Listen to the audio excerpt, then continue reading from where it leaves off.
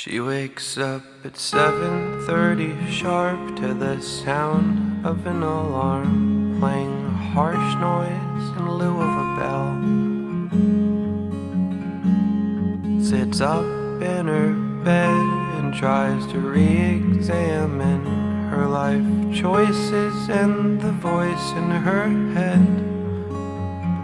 Looks out the second-story window that's still cracked from the night before. A freezing wind blows under her shirt again. And it's probably not the first time, and probably not the last. Blood-soaked sheets in a bath of red wine.